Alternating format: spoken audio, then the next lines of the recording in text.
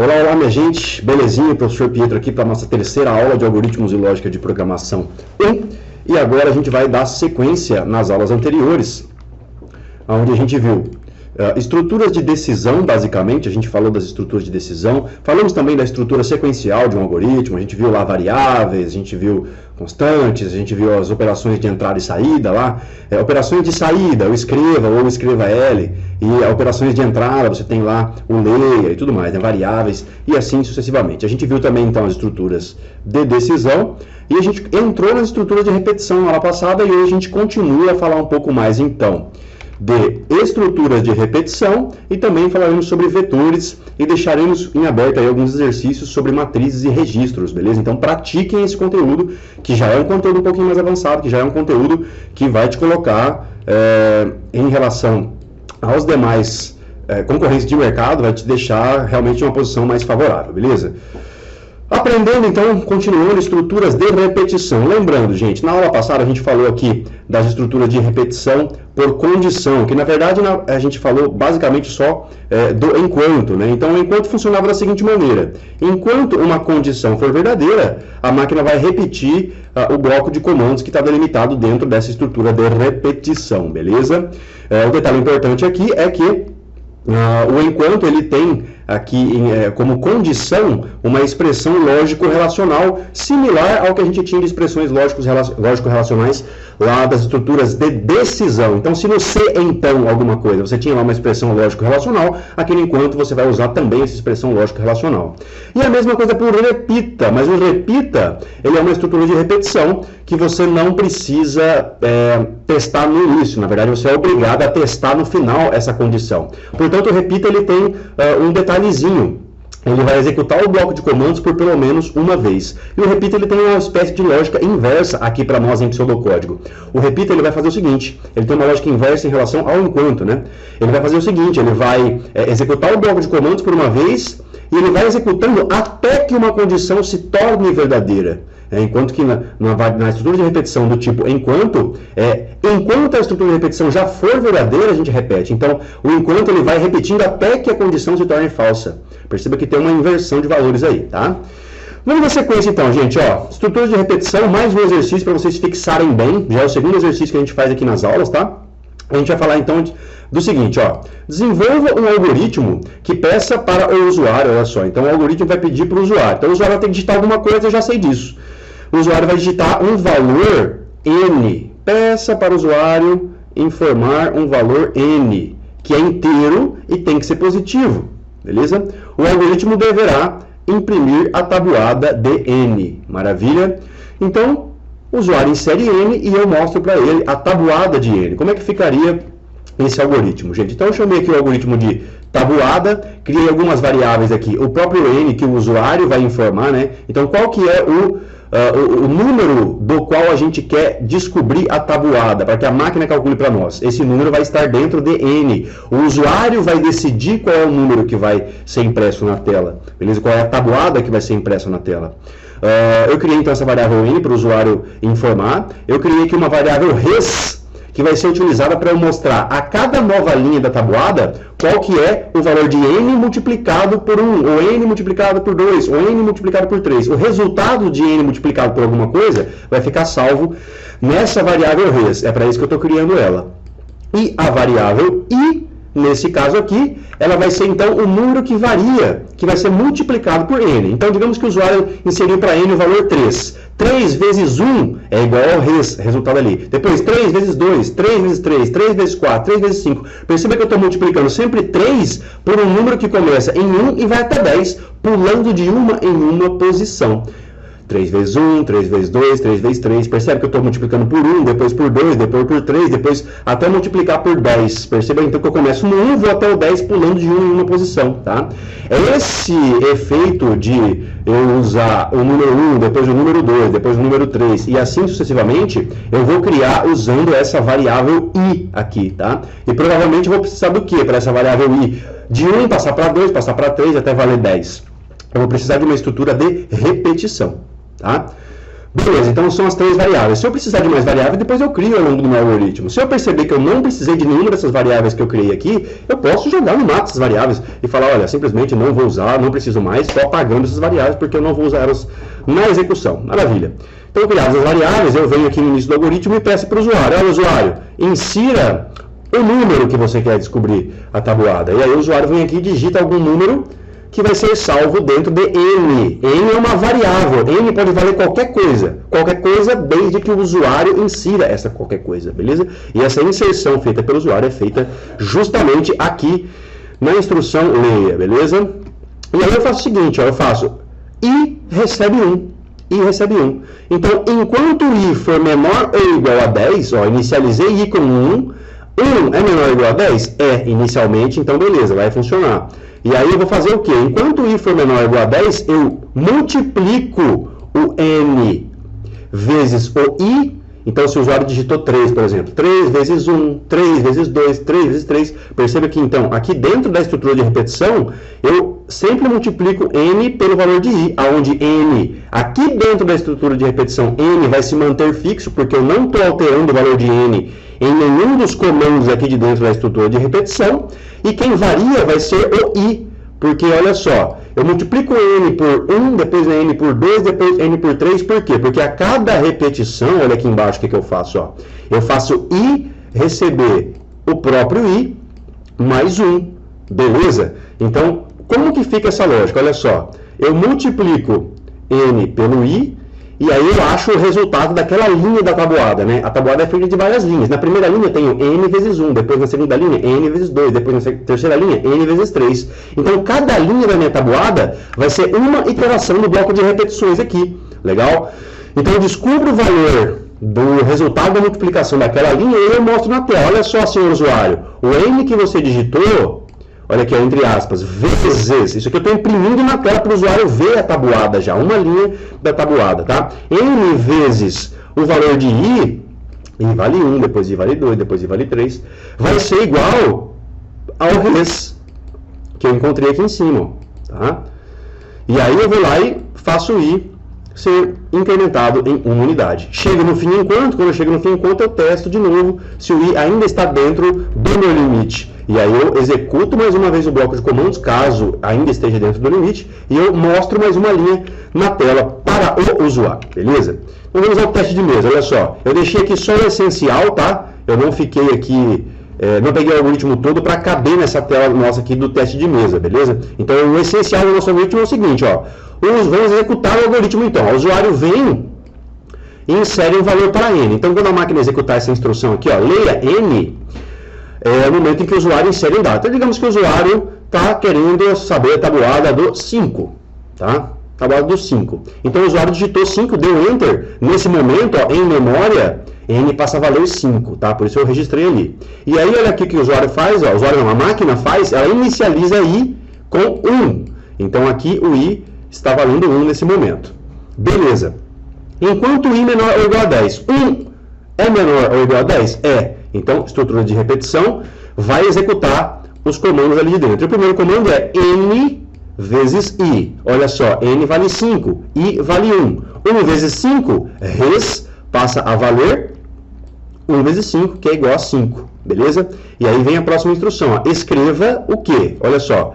Então a máquina vai escrever o quê? Ó? Ela vai escrever o valor de n, porque n não está entre aspas dupla aqui, então n é uma variável, e portanto eu imprimo literalmente a letra n na tela. Eu imprimo o conteúdo da variável n, beleza? Então n vale quanto ali? Ó? N vale 5. Então lá na tela aparece para o usuário, ó, 5. Aí a máquina vem depois da vírgula aqui, ó, e encontra o x entre aspas. Então agora sim, a máquina não vai entender o x como uma variável, mas sim como um caractere literal que tem que ser impresso na tela. Então a máquina imprime na tela lá, x vezes, né, entre aspas. E aí ela vem para a próxima impressão. Ó. Aqui já não tem aspas duplas, então é o conteúdo da variável i. Quanto vale i? I vale 1. Então 5 na tela lá, 5 vezes 1. Aí a máquina vem para o próximo parâmetro aqui da nossa função escreva. Olha só. Ele acha um igual entre aspas, então eu vou imprimir literalmente igual na tela. E depois a máquina vem e imprime o conteúdo da variável res, que nesse caso está valendo 5. Então a máquina escreve isso na tela. E aí, beleza, o algoritmo segue. E ele segue para onde? Para a próxima instrução. Qual é a próxima instrução aqui? Ó?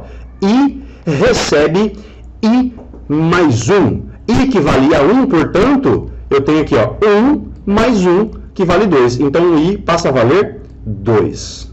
Tá? Maravilha, gente. Deixa eu só dar uma limpada na tela aqui, porque ficou bastante poluído o nosso rascunho. E eu vou deixar só o teste de mesa que interessa para nós ali na memória da máquina e também o que foi registrado na tela, beleza? Nesse momento, portanto, olha só, chegamos ao fim da estrutura de repetição, chegamos ao último comando do bloco de instruções dessa estrutura de repetição aqui, tá? Então chegamos no fim enquanto. Quando a gente chega no fim enquanto, a gente vai testar de novo a condição. E a condição é o seguinte: I, que vale 2, é menor ou igual a 10? Sim, 2 é menor ou igual a 10. Vou repetir o bloco de comandos de novo. Então, res recebe N vezes I. Quanto vale N? N vale 5. E I? I está valendo 2 agora. Olha só. Então, res recebe 2 vezes 5. Quanto que é 2 vezes 5, gente? É 10. Então, res passa a valer 10. Tá? Vou para a próxima instrução. E na próxima instrução, eu vou imprimir, olha só. Vou imprimir N, que vale 5. Vou imprimir o X. Vou imprimir I, que vale 2. Vou imprimir o igual. E vou imprimir res, que vale 10. Beleza? E aí a máquina passa para a próxima instrução. E aí o usuário nada, né? A máquina faz o seguinte: a máquina incrementa o valor de I. Então o I que valia 2. 2 mais 1 passa a valer 3. Chegamos no fim enquanto. Quando a gente chega no fim enquanto, a gente testa a estrutura de repetição lá em cima, a condiçãozinha lá. Ó. E a condição nos diz que 3, que é o valor de I, é menor ou igual a 10. Então, condição satisfeita. Vou executar mais uma vez essa instrução aqui. Ó. N vezes I, 5 vezes 3, me dá 15. Então, o res lá na memória ó, passa a valer 15. Ficou muito feio esse 5, eu vou ter que reescrever ele aqui, porque eu sou desses, minha gente. Me perdoem. Olha só, tá lá, 5, maravilha. Agora ficou bonitinho, né? Beleza, olha só. Depois a máquina vai para a próxima instrução que eu escreva. E aí ela vai escrever N, que vale 5. Ela vai escrever o X. Ela vai escrever o I, que vale 3 nesse momento. É igual a res, que vale 15. E aí a máquina passa para a próxima instrução, que é I recebe I mais 1. Portanto, I passa a valer 4 em memória. E aí eu chego no fim enquanto. Quando eu chego no fim enquanto, eu faço o quê? Eu testo a nossa condição. I, que vale 4, é menor ou igual a 10? Sim, 4 é menor que 10. Então, vou executar de novo o bloco de comandos. E aí, olha só, N vezes I. N vezes I é 5 vezes 4. 5 vezes 4 dá 20 para dentro da variável res, que está aqui à esquerda da nossa estrutura de atribuição aqui, ó, ok? Maravilha. E aí eu faço o quê? Eu vou para a próxima instrução. Eu vou escrever na tela N vezes I é igual a res. N vale 5. Vezes I, que vale 4, I, que vale 4, é igual a res, que vale 20. Aí a máquina cai aqui na estrutura de incremento, aqui, no nosso comando de incremento, I recebe I mais 1, I passa a valer 5. E aí eu te pergunto, 5 é menor ou igual a 10? Ainda é. Então vou de novo executar o bloco de comandos. E agora, N, que vale 5, vezes I, que vale 5, eu vou ter o quê? 25 para dentro da variável res, beleza? E aí eu vou para a próxima instrução, que é o escreva. O escreva vai imprimir na tela justamente N, que vale 5, vezes I, que nesse caso também vale 5, é igual a res, que vale 25. E aí eu vou lá e incremento mais uma vez o valor de I, que passa a valer 6.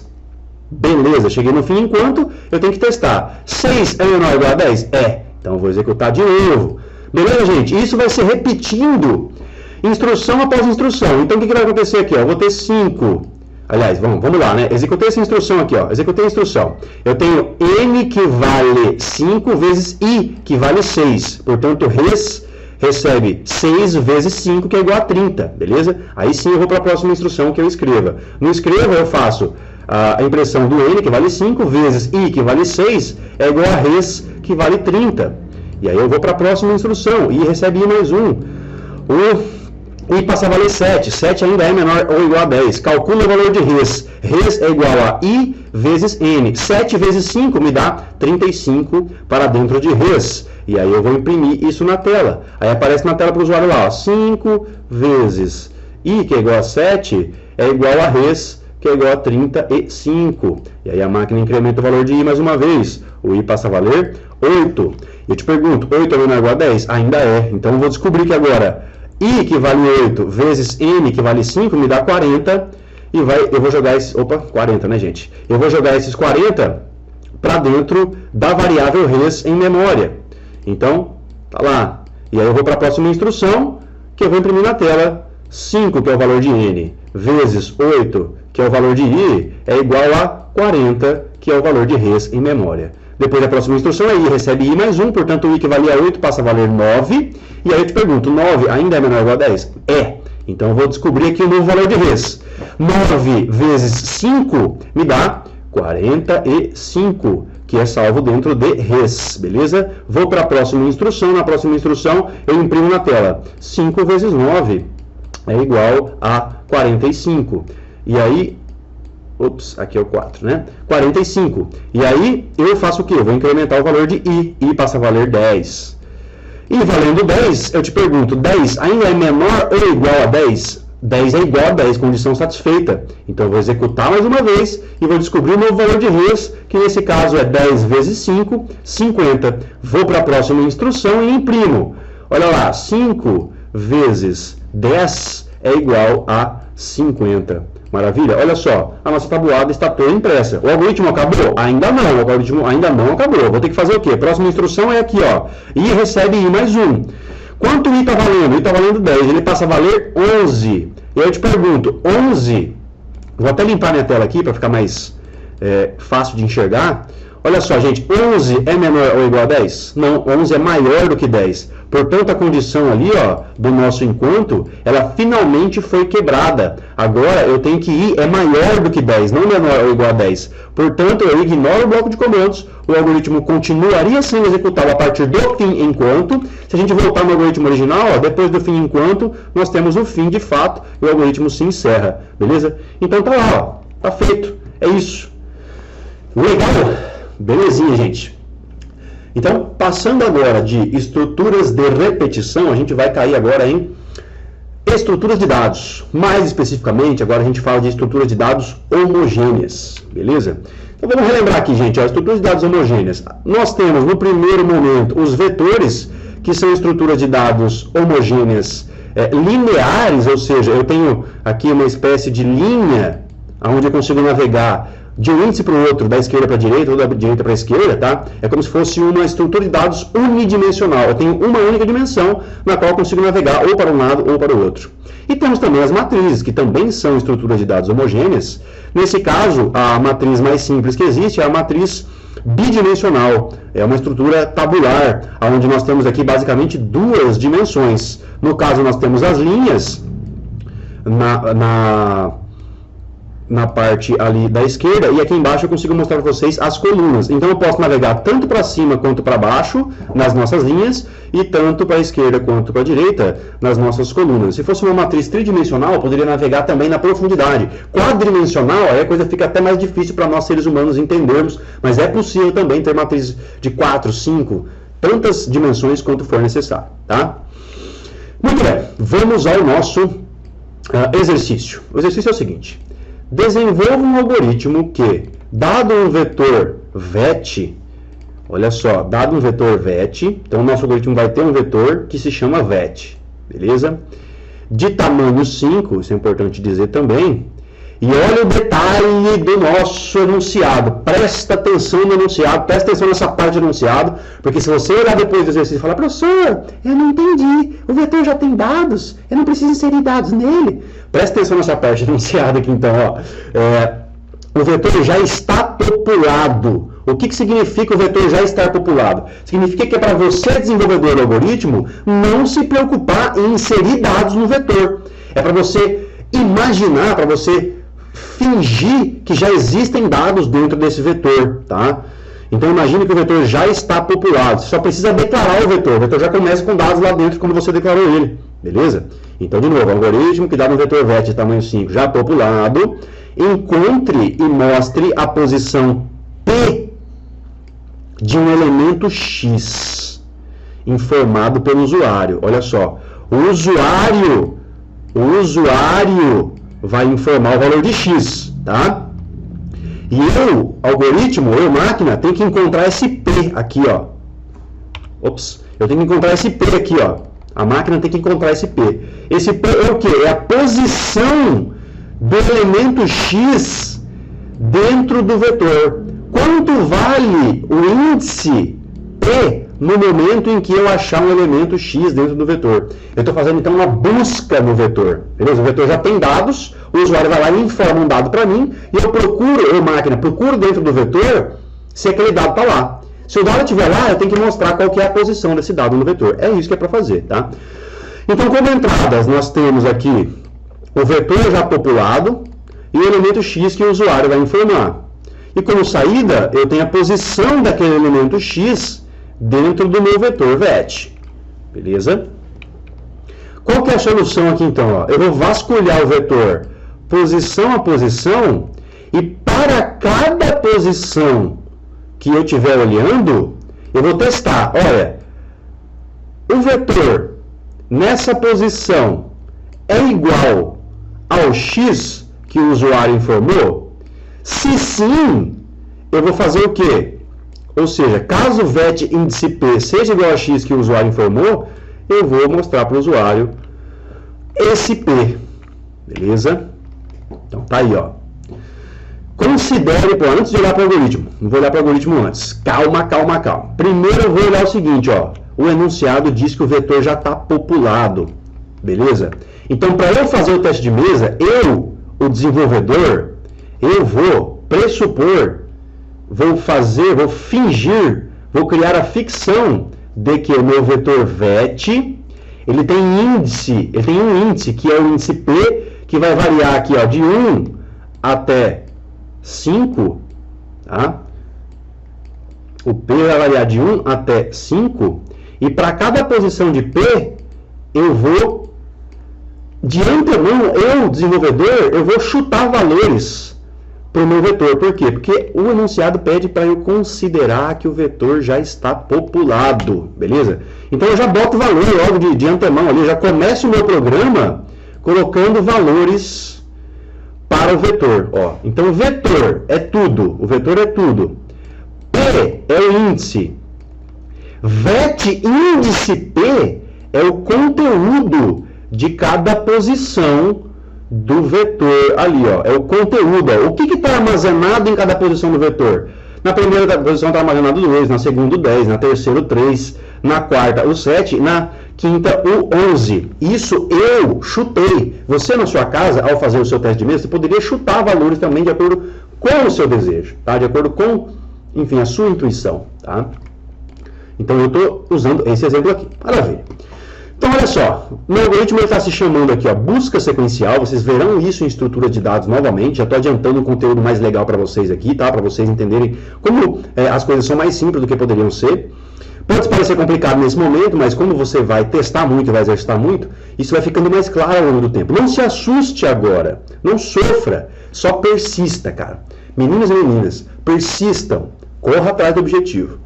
Beleza, gente, o algoritmo chama busca sequencial. Cria uma variável X que o usuário vai informar, que é a nossa chave de busca. Uma variável P, que vai funcionar como um índice do vetor, é como se fosse o nosso I. A gente sempre declara um I em estrutura de repetição, né? Agora eu chamei o I de P, beleza? Enfim, vocês vão entender isso aqui. Também no tipo inteiro, olha só. E aí eu criei um vetor VET, ó, de tamanho 5, beleza? Do tipo inteiro. E aí, beleza, vou começar o meu algoritmo lá do início. E aí eu falo para o usuário, informe um elemento. E aí o usuário vai lá e digita a chave de busca dele. Ele digita o dado que ele quer buscar dentro do vetor. E aí esse dado fica salvo dentro da variável X. E aí eu vou fazer o quê? Ó? Eu vou ter uma estrutura de repetição que vai vasculhar o meu vetor. Posição a posição, eu vou passar de posição em posição, comparando X com os valores que o vetor tem armazenado. Tá? Então essa estrutura de repetição vai funcionar da seguinte maneira. Olha só. P vai começar em 1 e vai até 5. Tá? Por quê? Porque o meu vetor tem 5 posições. E eu vou pular de uma em uma unidade o incremento de P. Então P vai para 1, depois para 2, depois para 3 e assim por diante. Tá? E para cada P desse, eu vou fazer o quê? Ó? vet índice P. O que é vet índice P, gente? É o conteúdo do vetor na posição P, tá? Vet índice P é igual ao x que o usuário informou? Se sim, então eu mostro na tela. Ó, usuário, a posição do elemento que você está buscando é igual a P. Legal? Então vamos fazer o teste de mesmo. Vamos lá, gente. O algoritmo chega aqui, ele cria lá o espaço em memória, tá? Ele cria aqui também um espacinho para a variável x, que eu vou fazer na mão aqui, ó. Vou deixar o x ali embaixo para vocês verem. Então ele cria x, ele cria p, está lá criado p, ele cria vet, está lá criado o vet. Detalhe, o vet ele já vai ser criado populado, porque o enunciado disse isso para nós, tá? E aí o usuário vem e recebe a mensagem na tela. Ô, senhor usuário, informe o elemento. Então, o usuário já sabe o que fazer e a máquina fica parada aqui na instrução leia, né? Tem um erro de digitação aqui, gente, ó. É leia, tá? Perdão aqui pelo erro de digitação. Mas aqui é leia x. A máquina fica parada na instrução leia. E aí, quando o usuário inserir um dado aqui, a máquina segue. Então, digamos que o usuário está procurando pelo valor 3. Beleza? O usuário informou x igual a 3. Então, beleza, a máquina vai para a estrutura de repetição. E a máquina faz o seguinte, ó, para P de 1. Então, P começa valendo 1. Anoto 1 lá na memória para P, tá? P valendo 1, indo até 5. 1 é menor ou igual a 5? É, então eu vou executar. Então, eu entro na estrutura de repetição e eu testo o seguinte, ó, C vet índice P. O que é vet índice P, gente? É 2. É igual a x? 3. Gente, 2 é igual a 3? Não, né? Então, ignoro aqui a estrutura de repetição, aliás, de decisão, tá? Não executo aqui o que está dentro, porque a condição foi falsa, e continuo a partir do fim C. Cheguei no fim C, eu vou depois para o fim para. Quando eu chego no fim para, o que eu faço, gente? Eu executo o passo. Então, cheguei no fim para, executo o passo, P, que valia 1, vai ser incrementado em uma unidade e passa a valer 2 na memória. E aí eu tenho que perguntar, 2 ainda é menor ou igual a 5? Sim, 2 ainda é menor ou igual a 5. Beleza, o algoritmo vai fazer o que então? Ele vai testar, ó, vet índice P, ó, vet índice 2, P vale 2, vet índice P vale 10, tá? 10 é igual a x, que vale 3? Não, 10 não é igual a x.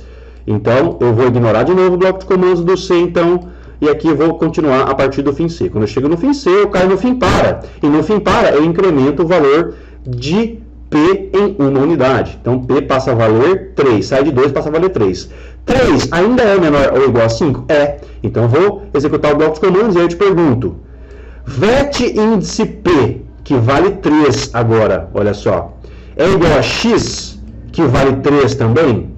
Finalmente, sim, sim. Isso aqui está sendo verdade agora. Portanto, eu vou executar o bloco de comandos do C, então. E aí, lá na tela para o usuário, ó, vou desenhar nossa tela aqui, ó. Lá na tela para o usuário, vai aparecer o seguinte. Vai aparecer a mensagem. Posição.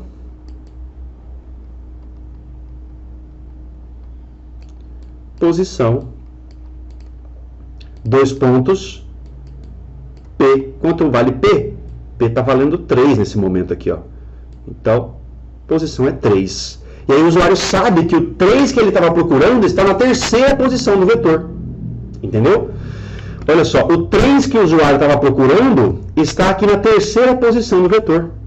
Tá joia? Mas o algoritmo não para por aí, ó. Eu continuo depois do fim C. Quando eu caio no fim C, eu chego no fim para. E aqui no fim para, eu tenho que incrementar o P em uma unidade. Então o P passa a valer 4. 4 ainda é menor ou igual a 5? É. E aí, eu entro no bloco de comandos. Eu testo vet índice P, que vale 7, é igual a x, que vale 3? Não, não é. Então, agora está sendo falsa a condição aqui do nosso C. Então, continuamos o algoritmo a partir do fim C.